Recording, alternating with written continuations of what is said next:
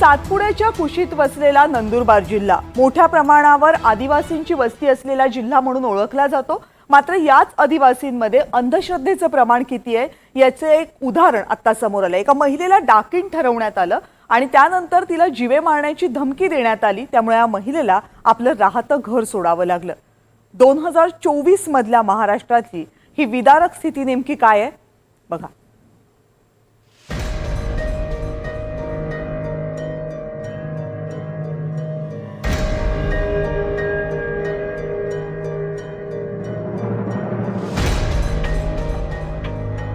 बालदीबाई ठाकरेंनी नंदुरबार जिल्ह्यातल्या धडगाव तालुक्यातलं वावी गावचं आपलं घरदार सोडलंय, गाव सोडलंय, कारण त्यांच्याच गावातले लोक त्यांच्या जीवावर उठले।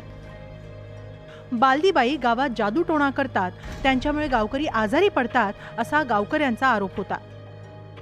बालदीबाईंच्या कुटुंबियांना येता जाता मारहाण होऊ लागली। अखेर बालदीबाईंनी गाव सोडलं आणि दुसऱ्या गावी बिराड हलवलं। मात्र दुसऱ्या गावीही त्यांच्या मागचा ससेमिरा थांबला नाही। अखेर त्यांनी अंधश्रद्धा निर्मूलन समितीची मदत घेतली। ते कहा के गाँव में डाया भी ना मानते, बाहर या डाया भी ना मानते। आज भी उठी तो इतना धमकी देते है, कहा को ते बटुआ धमकी देत लेते।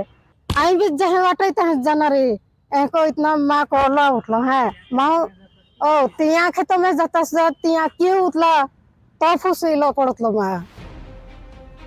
या प्रकरणी आता चौकशी करून कारवाई करण्याचं आश्वासन वरिष्ठ पोलीस अधिकाऱ्यांनी दिलंय। तिच्यावर आरोप असा आहे की ती जर माझ्या शेतातून गेली तर माझ्या शेतातील पिकं करपतात कारण ही डाकीण आहे असा आरोप करून तिला जीवे मारण्याची धमकी दिली आणि त्या दहशतीमुळे आज ती स्वतःचं गाव सोडून माहेरी गेलेली आहे। महिलांना डाकीण ठरवण्याची प्रकरणं खूप मोठ्या प्रमाणात वाढलेली आहेत, तर ह्या प्रकरणाकडे जास्त गंभीरतेने प्राधान्याने पोलीस ठाण्याने बघण्याची गरज आहे।